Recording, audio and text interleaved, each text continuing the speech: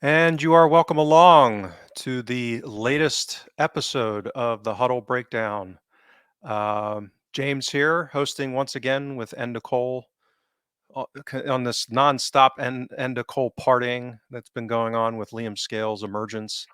And I'm here along with my good friend Alan Morrison, Celtic by Numbers. How you doing, Alan?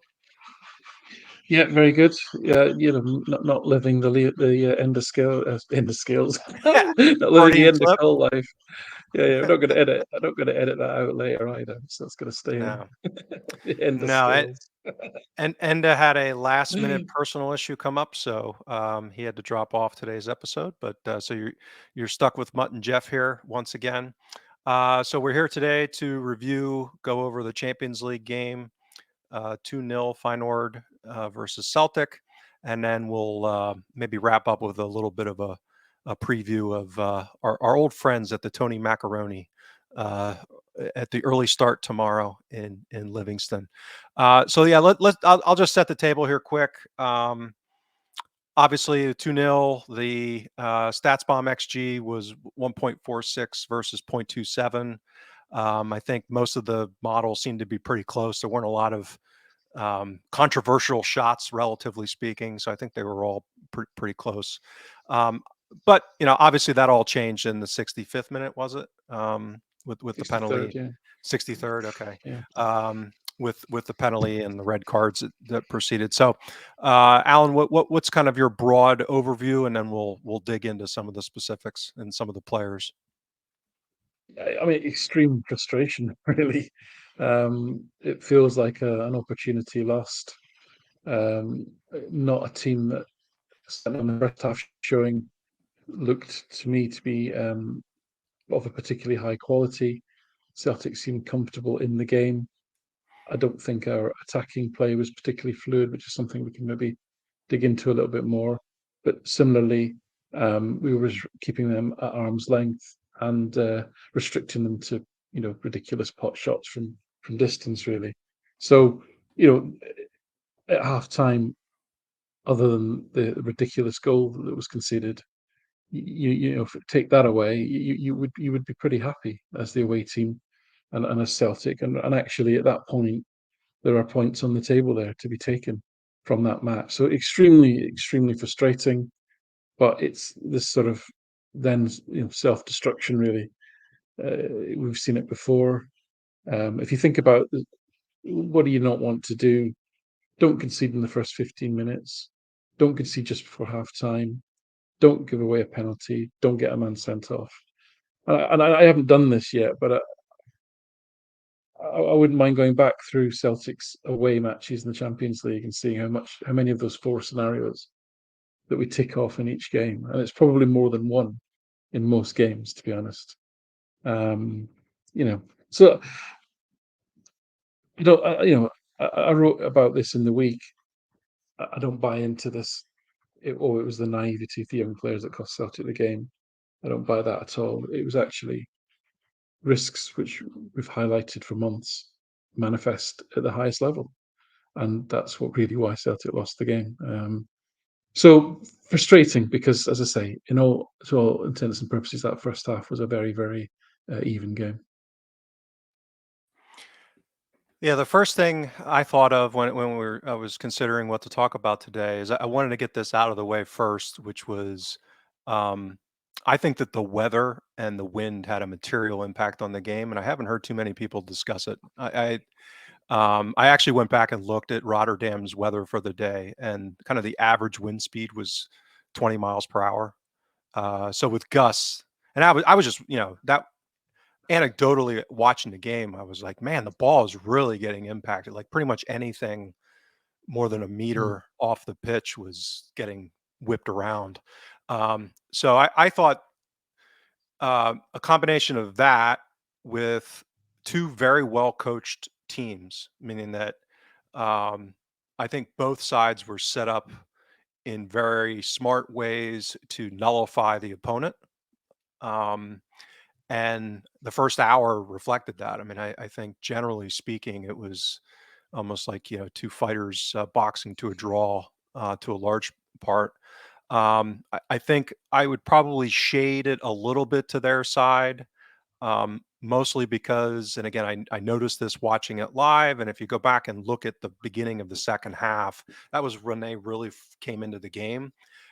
So I don't know this, but I suspect we had the wind at our back in the first half, and that probably a crosswind to a degree, but I think that may have played a role in how really poor they were building out from the back.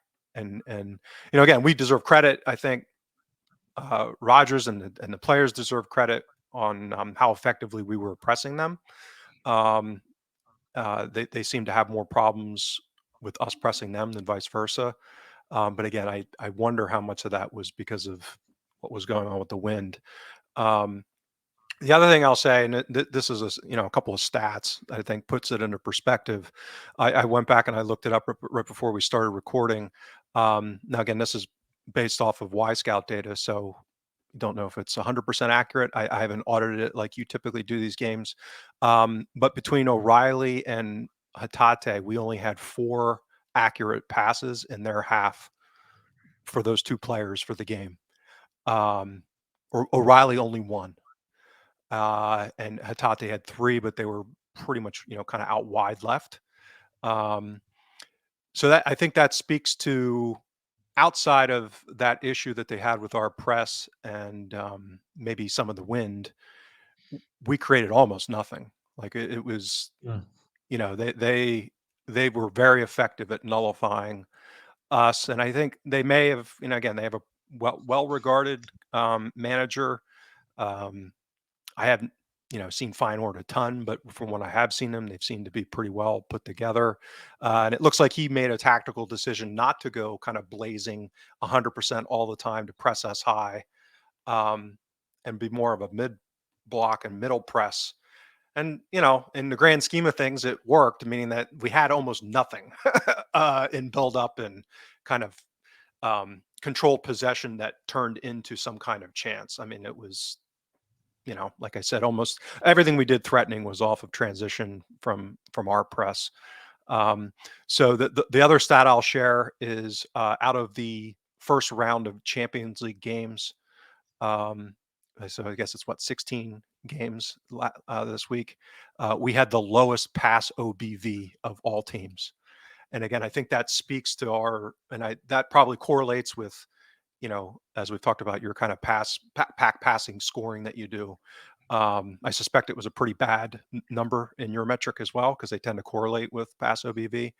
Um, so again, I think that goes back to, we faced a well-coached team. They aren't world beaters, but they've got a lot of young athletes, particularly in midfield. And the other part, while we had a significant amount of material absences from injuries, their best 2 strikers were also out. um, and I think and one of them looks like could be their next big sale, like a top 5 league kind of striker in Jimenez. Um, so I also worry about this narrative that they're going to be, you know, um, uh, not easy, but that we'll be able to go toe to toe with them when they come to Celtic Park. I just, there's a lot of factors here that makes me worried about that. So that's kind of my summary on on some of the statistical stuff that jumped out at me. And any response to any of those?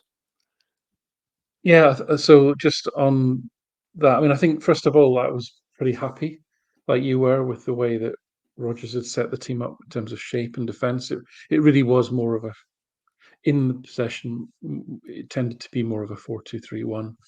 Um, so whereas Postecoglou used to push O'Reilly up, and when Celtic were out of possession, they became a 4-4-2, which a lot of teams do, irrespective of their attacking shape. They drop into a 4-4-2. It's a simple formation. The players understand it. It's a fairly solid shape to get into. And O'Reilly was typically the one that would push on. Now, after Maeda, I would argue O'Reilly Celtic's best counter presser and presser. And actually, from a defensive point of view, he has some great sort of number 6 attributes in terms of his interception rate and his ability to anticipate. So I think to me, it made perfect sense to swap O'Reilly and Hatate around and put Hatate deeper where his put O'Reilly deeper where his defensive skills could be used more effectively. Whereas we all know that that's not Hatate's strong point at all. So I'm happy to have O'Reilly closer to my own goal and Hatate further away from my own goal. Really, is I suppose is to summarise it, and I think that worked really well. And I think I think it was a combination, like you say, they were missing their two main strikers. I think they tried to make do. They had sort of like to me three wingers, and they basically, I think they were trying to, rather than have an out and out target person or central striker, they were kind of rotating and switching. And Stengs would sometimes try and join them as well. And I don't think it really worked. I don't think they got any cohesion at all up front. I mean, yeah, obviously the last 20 minutes when they're passing the ball around with ease against nine players, I'm talking about when the game actually had something in it, they were really struggling to be creative in any shape or form. And part of that was partly to do with their issues of selection, but I think partly to do with how well Celtic had set up. I thought the shape was good. I thought the discipline, the way that we kept to shape, the defensive line was really strong. It didn't there wasn't people again deeper than others. We kept a good line. Um, we caught them offside a few times. Could be a couple of goals. And to say what the centre half pairing is, you could argue are down to 6, 7, and 8 on the list of centre halves. Then that's pretty admirable. And as regards the passing, I agree. I mean, between them, O'Reilly and Hatate completed 6 pack passes the whole game, and actually Hatate had 4 of those, and O'Reilly 2. So that's pretty abysmal actually in terms of what you would normally expect.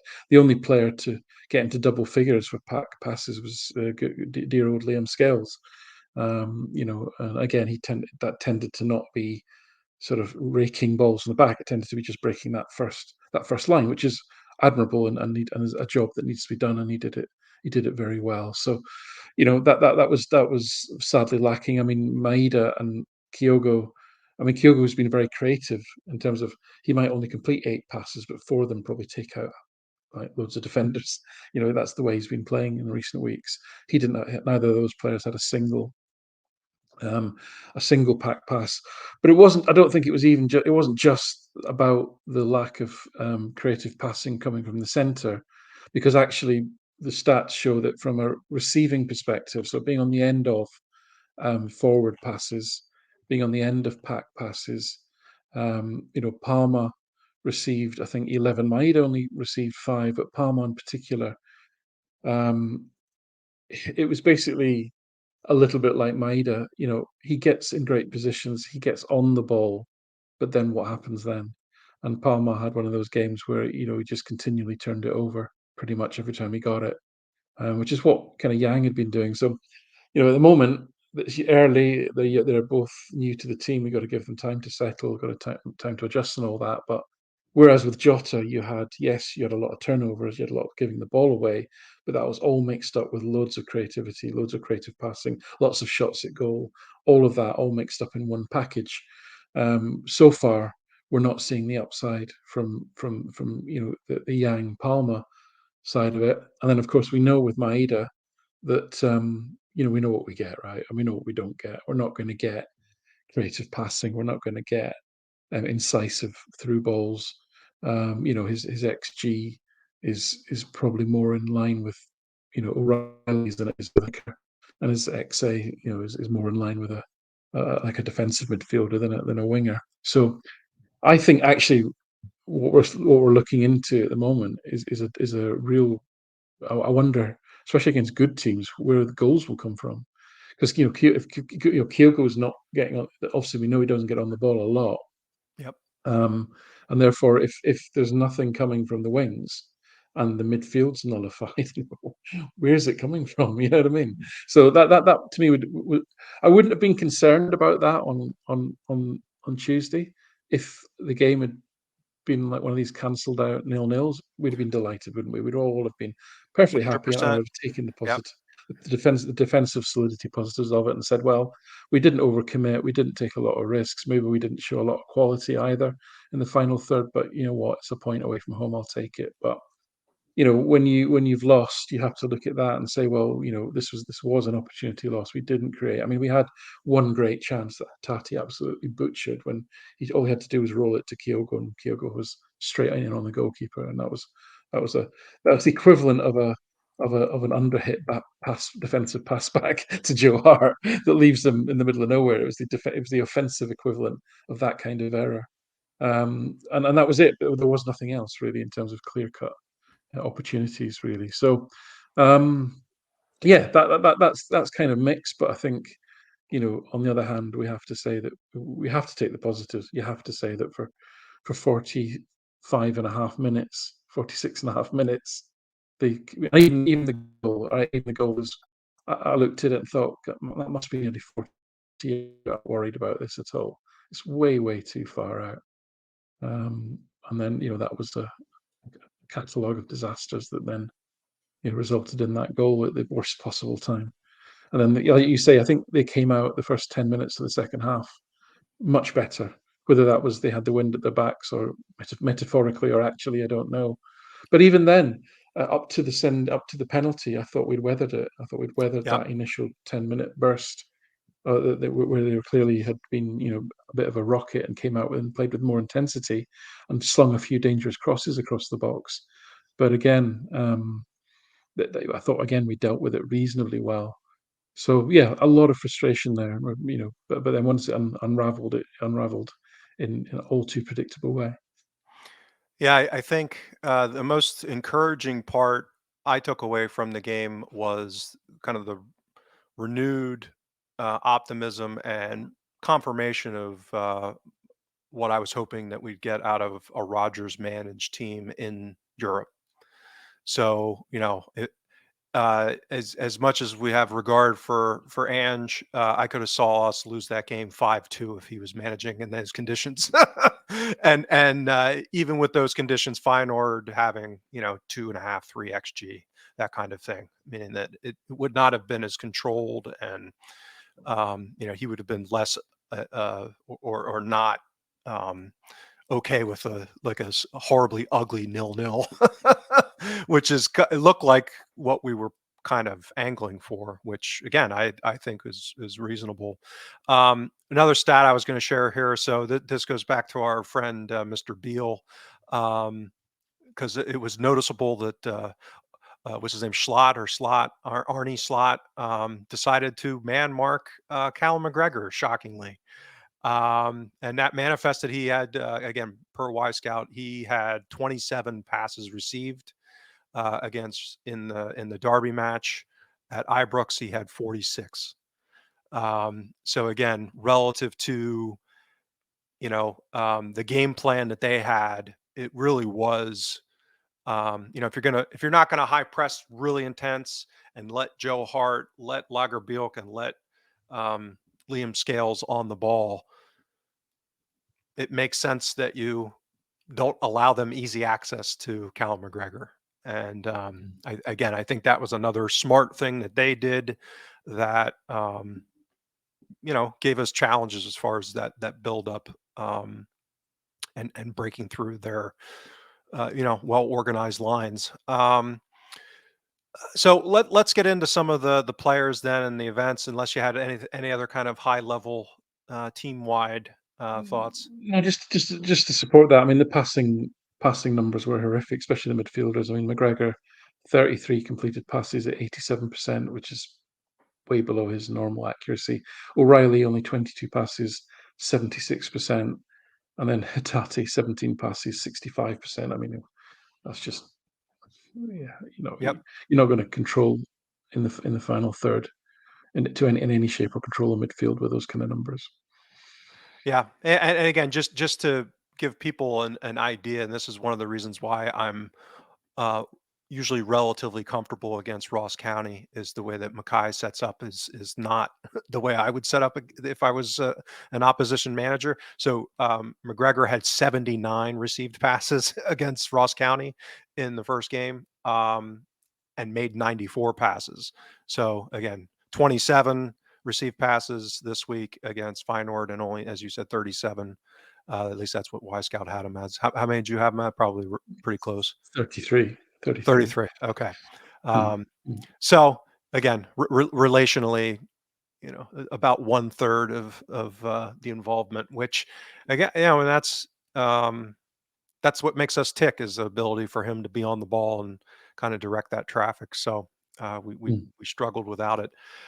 So outside of the comments that we've had so far, I guess the elephant in the room. Let's go ahead and talk about the set piece, and you're going to have more insight on that, I think, from a wall building and strategery perspective, and then I Well, can touch on some yeah, of the statistics.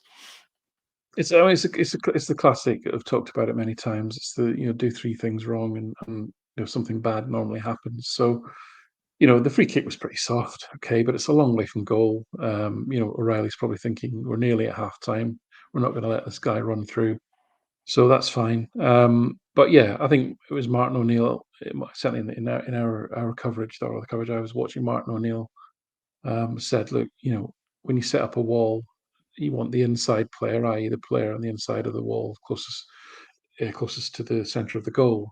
You put your biggest unit basically in there. You don't put your smallest guy in there. So that that's a I put that down to kind of what I called on-field leadership. To me, that's a Joe Hart, Callum McGregor type decision.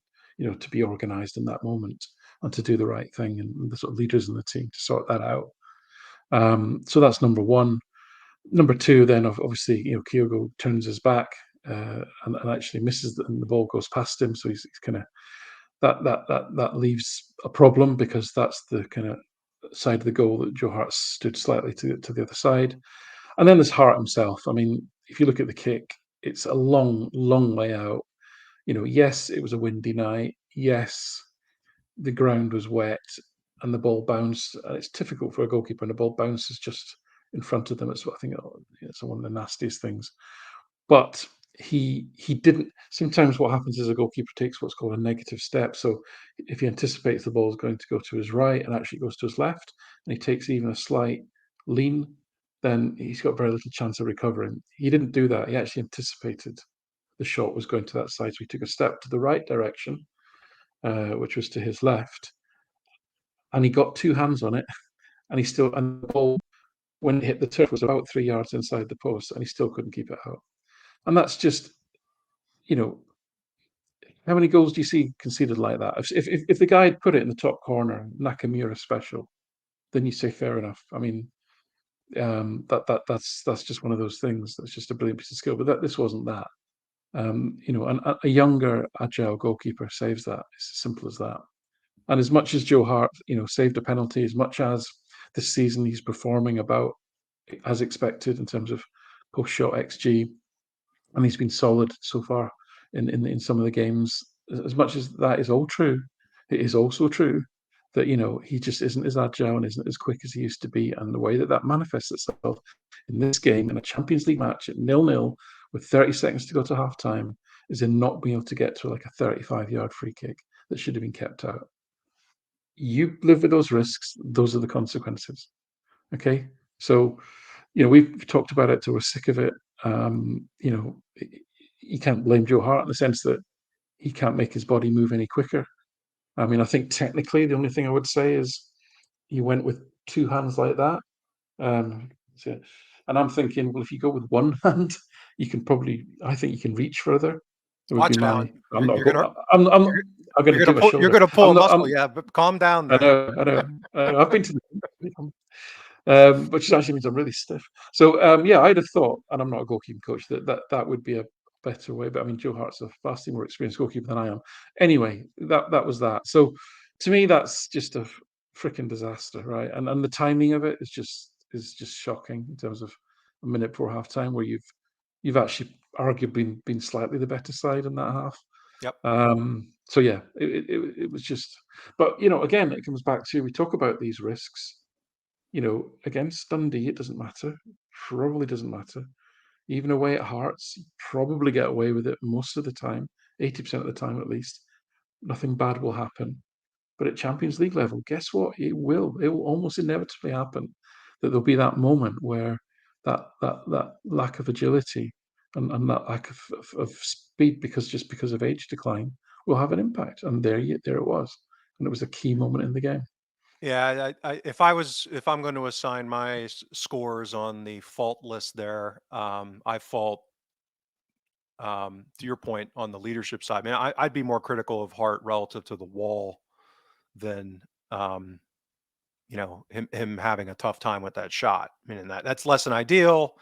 Certainly not happy about it, but to me, the inexcusable part is the fact that the wall was handled the way it was.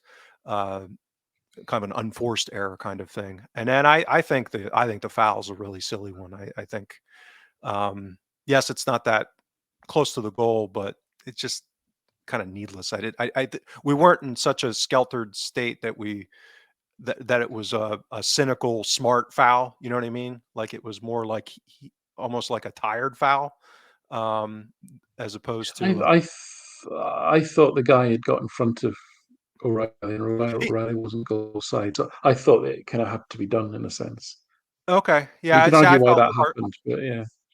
right. I felt our structure was okay behind it, though. I guess, and because he was that Yeah, far away from fair goal, enough. Yeah. that's kind of what I meant. It's not like he was gonna beat him and then lead directly to a high quality chance.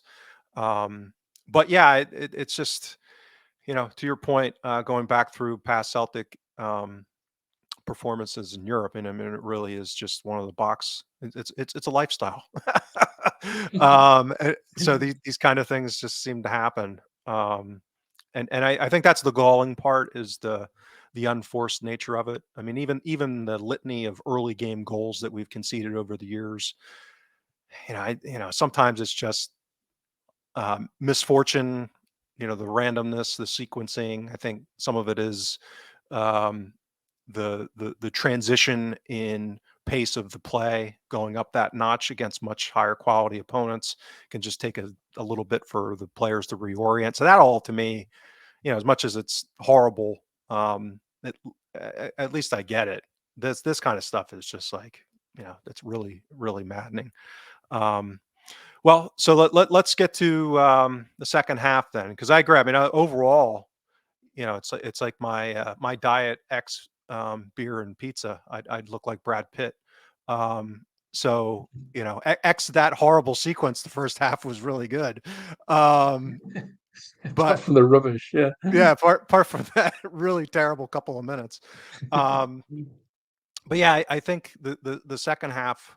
Um, I would agree with you that we shaded it probably in the first half, excluding that free kick, and then this is where I think for the most part, even before um, the penalty, I think they pretty much took over the game from there. And it was still, we were still giving them structural problems, and I think their deficiencies at the striker position and the forward line.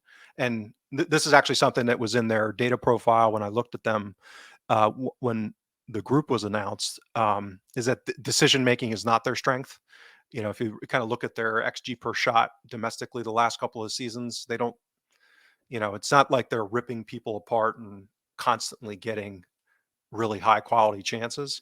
They're more of a quantity over quality type of attack.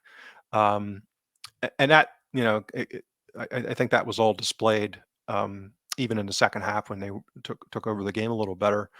Um, so Yeah, I mean, it did. Yeah, I agree, but it didn't translate into chances. I mean, in the first Yep. up to the penalty, they actually only had one shot at goal, and that was one that was easily blocked from a. It was a poor shot decision, easily blocked by Scales. So for all that they were paying crosses across the box, they weren't really making anything of it. To be honest with you, so Yeah, there is that. I agree that they upped the pace a little bit, but it was fizzling out, I would suggest.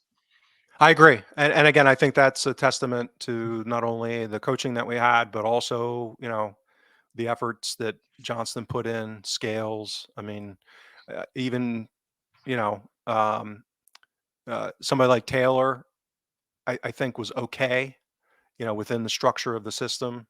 Not, not, not a huge highlight at all, but, you know, the, other than when we got to the penalty with Lagerbielke, they weren't rolling our center backs with frequency. Like based off of this level of an opponent, I had a lot more fear. Now, some of it was the timing with the offsides and, again, the conditions probably with the wind, with some of those balls over the top being more of a struggle in placing them. But um, yeah, I think it was just a really great team effort with a well organized side. And um, to me, that was kind of the story of the second half, which was, how well well drilled we were in basically preventing them from getting all that much.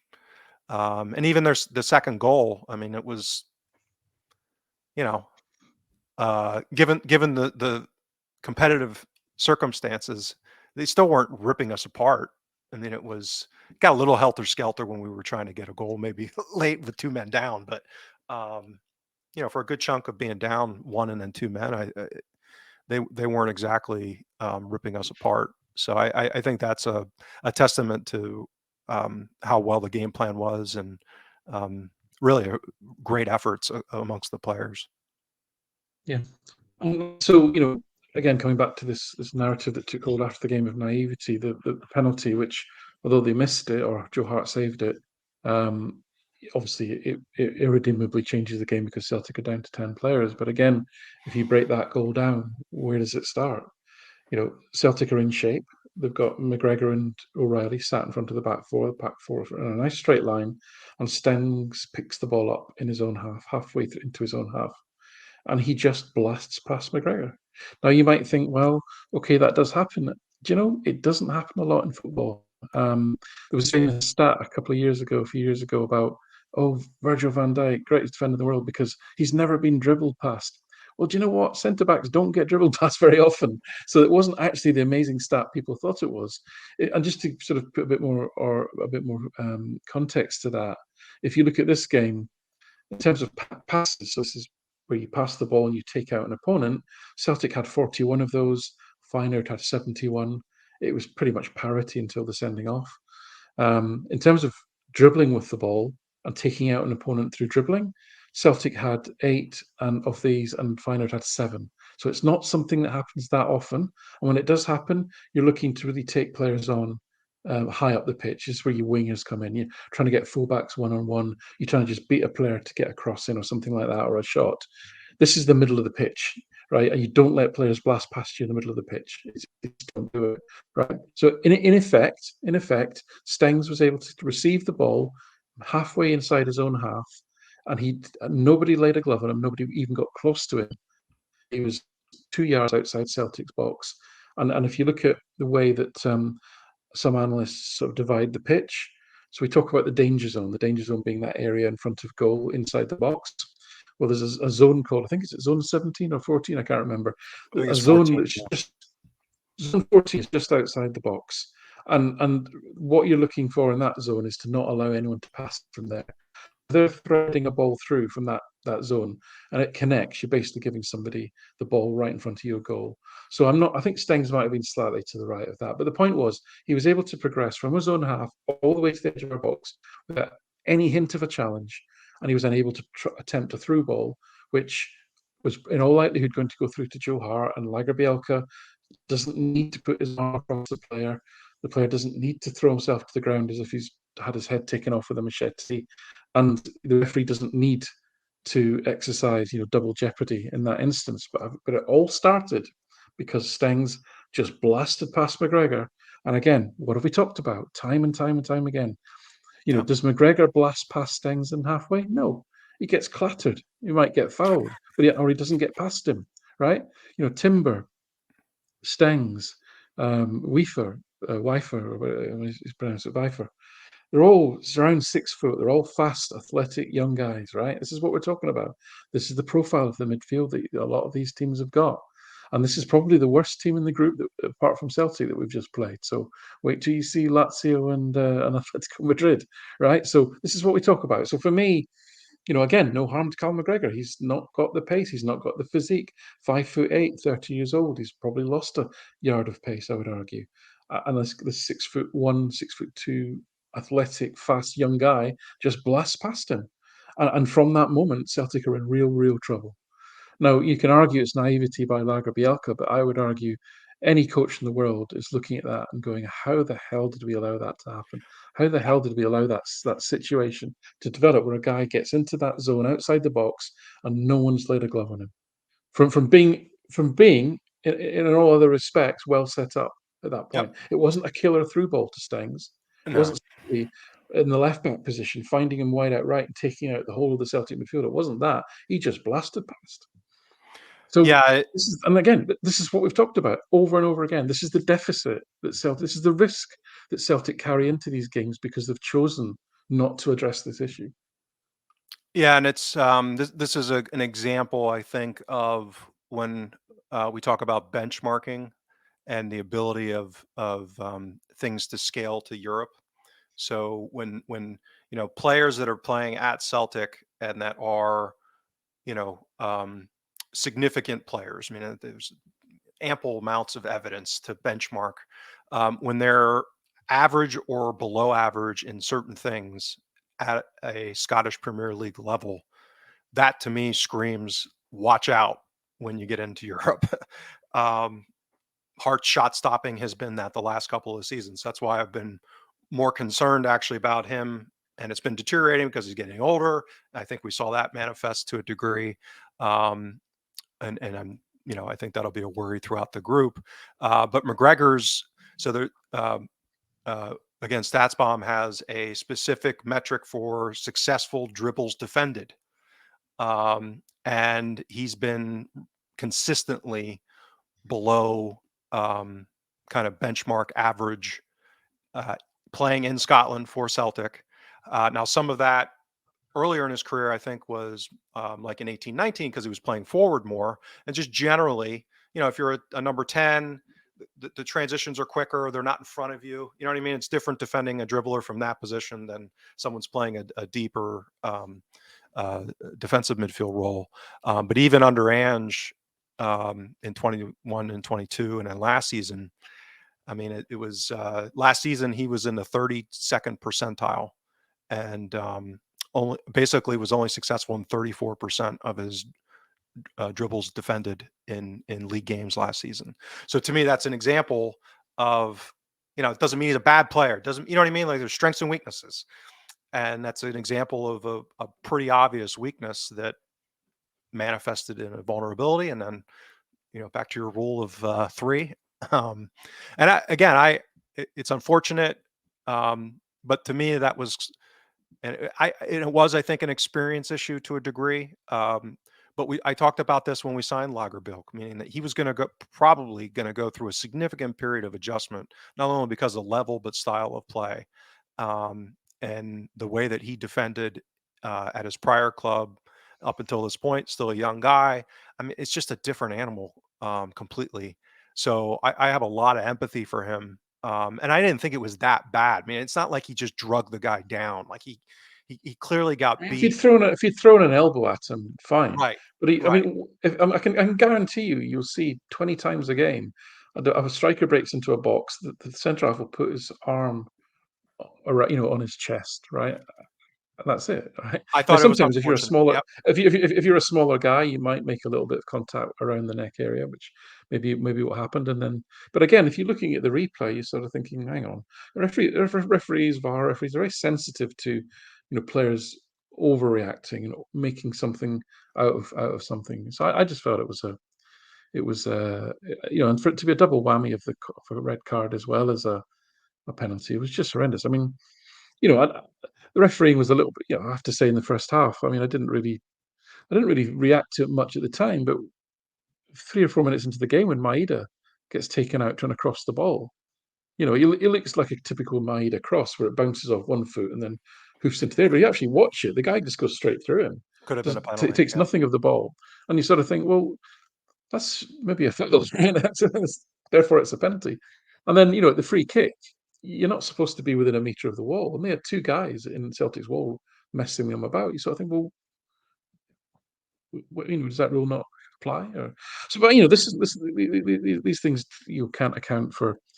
I think Lagerbielke could put himself in a position. The thing with Lagerbielke is he's very similar to Starfelt in many ways, I think, and this is why I felt empathy, like you. I felt sorry for him because he's got this habit of drawing attention to himself by doing rather rash things, and Starfelt was very similar. Starfelt got thrown into the team. He made a lot of high-profile errors. He did a lot of good things, but he also made a lot of mistakes. Lager Bielka's had a very similar start. He's done some very good things. He's been incredibly solid on occasions, and he's done some really bad things as well. And it all, I think this will feed a narrative of, oh, he's a bomb scare type of thing. And I think, I think that's really unfortunate. So I think, like Starfelt, you just need to give the guy time to settle down. Hopefully he will. And yes, there is an element of, did he really need to be as forceful as he was? Was it really necessary? And I come back to, he kind of drew attention to himself by doing that in a situation that he didn't need to. So that's definitely a learning. And then the home challenge is unforgivable in terms of the lack of professionalism in it. And again, a young guy who again looks very promising. It's a learning, but this is it. You see, so we all say, well, when we signed Jota and Carter Vickers, nobody knew how they were going to perform in the Champions League, and this is our strategy, and I completely agree with that. We don't know. We simply don't know, right? We don't know if Palmer's going to be as good as Jota in time. We don't know if Home Yeah. is going to be as good as Hitati in time. We don't know those things, and therefore this is the gamble, if you like, that we're taking. Um, which is why I come back to this more balanced approach of saying, yeah, have your Home signing and your Yang signing and your Lagerbielke signing, but also have the guy that's gonna you do know you do know that when you pitch him into that Champions League game, you're probably going to get a solid performance from, and Well, we and just haven't had that yes, balance. I see that as a bit of not what you said, but what the narrative about Carter Vickers and Jota is a bit of a straw man, meaning that even Palma. I mean, eh, Jota was widely regarded and well known as one of the best young prospects at Benfica. Right? Seems like he kind of didn't develop enough. I've argued in the past probably because of his lack of pace. Um, but he had a reputation and a profile within the game of the industry, let's say. I mean, not your average fan or supporter, but that pedigree. And Carter Vickers played multiple seasons in a very difficult, challenging league, and had been bought by one of the bigger clubs in England. So to me, that is complete. Both of those profiles, let alone the amount that was spent on them, it dwarfs any of these other guys. Like it's just to me, it's I agree. apples. I agree. Yeah, Hmm. it's apples and oranges. So the idea that, and this is why I've been, very hesitant to criticize a lot of these guys, is because I just don't think they profile. Like I don't think it's reasonable to expect them to come in and compete at a level that I mean, Rogers, by all accounts, is a good developer of talent, but he's not a freaking a magician. You know what I mean? He's not going to magically convert Holm from what he has been into a world beater. And he's probably the one. And again, we don't. There could be some um, i- issues on makeup there, which wouldn't be surprising. I mean, seems to play with an edge, shall we say, which can be good, but it's got to be harnessed, and that's part of the maturation process. But I'm pretty optimistic on him. But yeah, I mean, that's why I'm not looking for Yang to be a world beater. I mean, if we get Palma and him to be productive, squad players, that to me would be a success. They're not going to be Jota. They're not going to be Carter Vickers. They just don't. It's very unlikely given kind of the slot of where they're coming from and what they've displayed so far in their talent. There's always outliers. There's always late bloomers. There's always, people that all of a sudden, so we're talking, Like Liam I'm talking Skins. exactly right.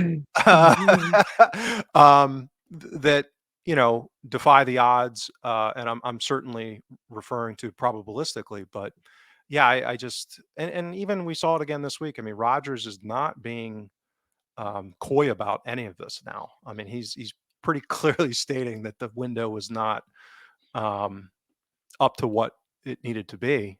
Um, so I just think it's understandable why people in the support kind of go off half cocked, and it's very frustrating. We certainly share in that, but I think for a lot of these guys, it's just unrealistic to expect them to, all of a sudden come in and be of a level. So let's address the other elephant in the room with our friend Rio Hatate. Um, I thought actually some of the response was unfair, and that's as someone who's been skeptical about his ability to perform at this level. Um, I think saw quite a bit of people, questioning his professionalism. He's downing tools. He wanted to get away over the summer, which some of that might be true. I mean, it's who knows.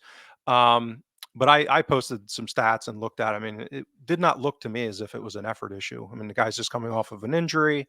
Um, the idea of him turning the ball over a lot, like that didn't magically just appear. I mean, that's been a core part of what we've stated is part of our concern, particularly at that level, in kind of conceding chances to the opposition. So to me, it looked like kind of a standard Rio Hatate performance coming off of an injury. I mean, that's the context, and I don't. Um, his decision making around the box can be hit or miss like that. This is what I've said in his data profile, is that for someone who's so talented, it hasn't manifested in like, crazy chance creation for on average. Like there's the ones that stand out and it's like, holy cow, I can't believe he did that. The magical ones. But on average over time, he just hasn't been that creative, um, or had great decision making in taking shots. Um, so, I thought the effort was there. I just think it was him playing the way he usually plays. I agree 100%. I thought it was a relatively atypical performance. I mean, I think some players suffer sometimes just because of maybe their body shape or just the way their face is. Frankly, I mean, Hatate looks a bit sulky sometimes. It doesn't mean to say he's not trying. It's just the way he looks, the guy, right? It doesn't mean he's not trying his heart out. And like you say, I don't. I think it's too easy to throw that brick bat just because someone's given the ball away a few times to say, oh, they're not trying, or they want to move or anything like that. There's no. I don't know. I think that's a bit of a stretch. I think you know. It's like you say, there was nothing I saw that I'm not used to seeing. In watching Rihotati is a fairly typical performance. There was some beautiful moments where I think, for example, he has a massive edge over Turnbull. Let's say, is his ability to take the ball in. Take the ball on the half turn, even with his back to goal, he can maneuver himself very quickly and start moving forward. Turnbull's very static. He's very stiff. Whatever direction, it's like the old Neil Lennon. When Neil Lennon was asked to explain, Neil, what's your sort of philosophy of the game? He goes, well, I get the ball and then I pass it the direction that I'm facing, and that's pretty much it. That's what he did. And that David Turnbull's got that about him. He'll get the ball and he'll tend to pass the ball back the way or whatever direction he's facing. Hitachi's got this lovely low center of gravity, lovely first touch, control technique that he can get himself and adjust his body and very quickly sprint away from a player and get himself moving forward. When it doesn't work, like the incident in the first half where he gave the ball away in front of, in the center of the pitch, 40 yards from our own goal, that's a problem. And those turnovers are definitely a big part of his game as well. I mean, the thing that frustrates me when a lot of people sort of say, well, oh, there's things that Hatati does that the data just doesn't pick up. Well, I do challenge that because certainly on the ball, I would agree with you off the ball. I think there's probably movements that he makes, space that he finds, and this is true of all players, by the way, all players that won't get picked up by data, but you can infer it from things like pack passing because again, players who receive the ball have found space. Players who receive the ball have put themselves into positions to do so and have shown the technique to control the ball once they've received it. So there are proxies for that sort of thing that are fairly accurate. As like you, the sort of skepticism, if you want to call it that I've had about Hitati is that there's at the highest in the squad, apart from Bernabe, at turning the ball over and actually doing so in dangerous areas. And you think, okay, well, there's a quid pro quo here. That must mean he's taking risks So let's look at his pack passing. Let's look at his chance creation, through balls, all of those things. And no, they're less than Aaron Moy, they're less than David Turnbull, they're less than Matt O'Reilly. All of those things. His scoring expected scoring contribution, which is expected goals plus expected assists last season, was 0.5. Moy was 0.6. Over 0.6 actually. O'Reilly was 0.7. Turnbull's was nearly 0.8. Right. So there isn't that, okay, I'll accept the turnovers and giving the ball away in horrible areas if I've got high end creativity, I've got high end passing scores, I've got high end line breaking. And when he does do it, it always tends to look amazing. It looks absolutely brilliant, and it can be a thing of beauty. But this is a numbers game. This is looking at trends. This is looking at all the data, look at all the passes, all the ones that didn't work, and the ones that not just cherry picking the few that were glorious. It's all of them, and then what are the averages and what are the trends and over all the data. So to me, this it was a fairly typical kind of performance. But again, this is it's the concern that I have isn't real Hatate per se. It's the makeup of the midfield. It's the component parts together. And what does that mean for the team in terms of trying to put out a Champions League midfield? And if you've got an age declining and pace declining McGregor, and then you've got a player who is frankly not as creating as much as people's perception is and giving the ball away a lot, and Owen, by the way, doesn't offer a lot defensively either, suddenly that's a pretty weak midfield, and especially at Champions League level. So this is the problem. This isn't picking on one player. It's saying how should the team set up to best be prepared to meet the challenges of playing Feyenoord. That's always been the point of these conversations that we've had.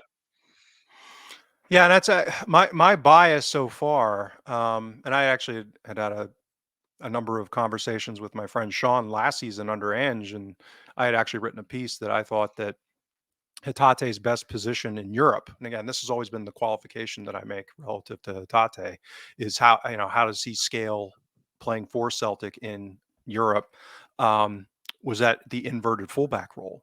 I mean, that to me, his best valued skill is that vision and ability to spray passes long. Like we've needed that distribution from deep that we've gotten a little bit from McGregor this season, but those balls over the top to hit Kyogo, to hit Maeda, not for a while now, but to hit Abada, those kind of down the channel type balls. I think he can um, be very good at that, and he's shown an ability to do that. And I think that the risk reward profile of those not coming off is not as bad. But to your point, I get why somebody like Rogers wouldn't want to play him in that deeper role because of some of these mind-numbingly bad giveaways that he does, also give, centrally. The blind passes, turning, not even really looking and playing a pass centrally and just hoping that, not even really looking to see if there's a defender there. And he had one of those against Dundee that I posted a picture on Twitter about, and it's like that's a perfect example of you do that against Feyenoord, and Yeah, you're yeah. in big trouble. Do you remember the lad from Leicester City talked about Yuri Tillemans? Yeah, And I've always got in my mind Yuri Tillemans, and he said actually he found a role for them as that sort of Yuri Tillemans, Belgian midfielder, very skillful player, not great defensively, but he found a role for him as that sort of deep, almost like as you say, in the inverted fullback position, almost that deep, kind of slightly wide playmaker. The problem I think with Hatate and probably Tielemans as well is you want them in that role when you've got the ball, but when you've not got the ball, you want them as far away from your goal as you possibly can get, which is what Rogers did on the other night. He pushed him right up front with Kyogo. So, but you can't do that. You can't. That doesn't yeah. work, right? So this is all about. But again, listen, we're picking on one player. It's not that. It's not the point. It's all about finding that blend, finding the Well, and solution to that's how can Celtic have a midfield that can combat the likes of Timber, Stengs, Weaver, who are not going to be anywhere near the final stage of the Champions League, but purely on what technique they do have, which is above average, plus physicality, plus the pace. yeah. That's what we're trying to compete against. And again, you don't. I would play David Turnbull in most SPFL games because he's such a goal threat. You don't care that he is defending, probably the worst of any of the midfielders that we have. It doesn't matter 99% of the time, right? But in the Champions League, we have to be on point. We have to have the complete package. Yeah, and this has been my quandary for 2 seasons now: is what do you do with McGregor? Because at the Champions League level, because um, you know he's going to play, and that and again, it's this is not to suggest that he's not a very good player, even as he's getting a little bit older here, but it's getting easier to scheme around his strengths to neutralize him. And because he doesn't have that ability to dominate physically in the defensive midfielder role, that kind of forces your hands, I think, at times. As like you said, bringing the decision to bring O'Reilly back probably harmed our press a little bit, but was a very reasonable decision given the reality that McGregor is going to play in that role. You couldn't have Hatate and McGregor as the two at the base at that level. Probably, I mean, it would just be probably pretty pretty difficult to get away with that. We might create more chances, but we also might concede 5 goals. So it's this: how do you construct things? And this is why, again, not surprising from what you had heard, that one of the first, the three things that you've repeated on the show here, that Rogers stated that he wanted was a left back, a box to box, and a keeper. Um, and here we are. uh, we still don't have that kind of. And Bernardo looks promising, um, but he doesn't. I don't think, from what I looked at him, he doesn't have that gear. I mean, he's not in a physically. He's not Stang, right? He doesn't have that physical explosion um, at that level, and that's continues to be what I had been hoping that we would sign in midfield. But well, any other final thoughts then before we have a brief conversation on our macaroni friends? No, as I say, I mean, there is frustration there, mainly because I did genuinely sit down to watch the game uh, in a fairly sort of relaxed mood, because my expectations are very low based on what we didn't do to strengthen the squad in the summer. And as I say, we've talked about how those things manifest itself. But of course, once you start seeing, oh, actually, we're in this game, we've got a chance, it becomes even more frustrating when, of course, the inevitable happens. But no, let's. I think we've flogged it. So I certainly feel like I'm over it now. Well, I took a peek at Livingston this season. They've had 2 home matches, and I think that's probably the most important thing to start with, is that they are just a different team at home than away, and they have 2 draws. I would argue 2 decent draws. They drew in the first game 0-0 against Aberdeen, and they got a 1-1 draw against St. Mirren. I think interestingly, in both matches, they had more XG than the opposition. Um, modestly so against St. Mirren, but still a slight edge. And St. Mirren's been well managed. I mean, I think that's been a consensus, that that they're well disciplined and well organized. So, but by far the biggest thing with them is set pieces, um, and them being able to do a little bit on the counter attack against teams that are going to swamp them, like us and Rangers, obviously being the two. So, any thoughts that you've had? Have you been able to look at Livingston at all this season? Only a little bit. Just to say that they've actually looked like in terms of the SPFL, it's only is it 5 games in, maybe, yeah, 4 or 5 games in. Five At the in, yeah. moment, I would suggest they've probably got the weakest attack in the whole league, in terms of they've got the lowest XG, they've got the lowest number of passes completed in the opposition half. The number of shots that they generate is very low as well.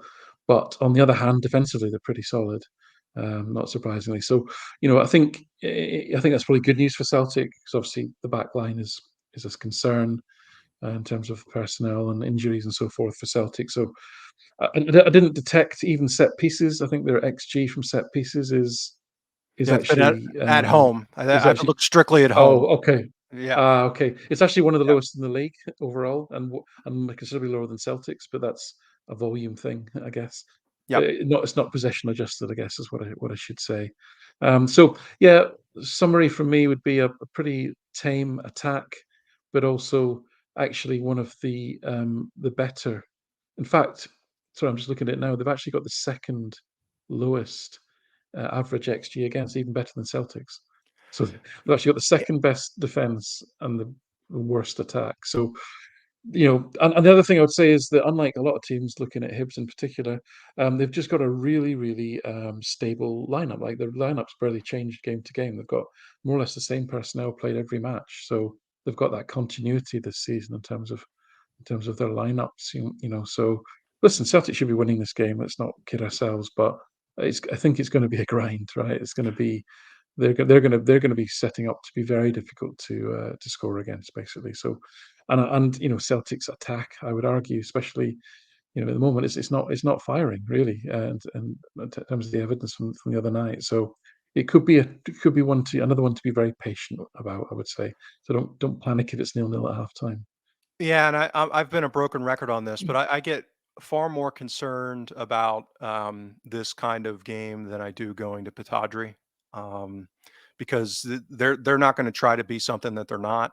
And the big thing I will be complimentary on Martindale is that he's generally played us in a way that makes sense given his personnel, given the competitive situation, and taking advantage of their home pitch. So yeah, I expect them um, to be a royal pain in the butt, and we should still win reasonably comfortably. But I don't think it'll be without maybe some patience required. The other thing I will say is that stood out is that they've been very intense in their defending. I don't know if some of that's because of the time of the season. Um, you know, it's a relatively small sample size at the beginning of the season, so guys are presumably more fit and fresh. But yeah, they've been very kind of aggressive in the tackle, shall we say? So again, that Mhm. to me, given and that's skewed even more so when they play at home. So I suspect they might even press us a little bit.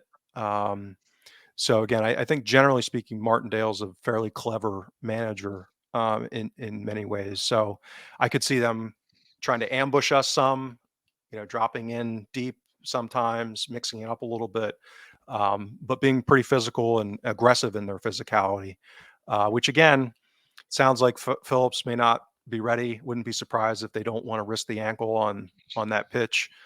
So we're back with the Lagerbielk scales experience again, maybe, which again on this pitch, he just who knows? Like the ball bounces, and um, somebody like Noble can be a pain in the butt and rolling central defenders. So yeah, I don't think it'll be a comfortable one, but we'll see. Any last thoughts? We just went over our hour mark. Try to keep it closer to an hour. So No, it's Friday night. I think I'm done. okay, good. Well, everyone, thanks for tuning in. Maybe be back with 2 shows next week. We'll see how things go with Mr. Cole. Like and subscribe on YouTube. That helps out the channel. And if you could leave a review on iTunes or any of your preferred apps that you listen to the podcast, we'd appreciate it. Thanks for listening, and we'll talk to you next week.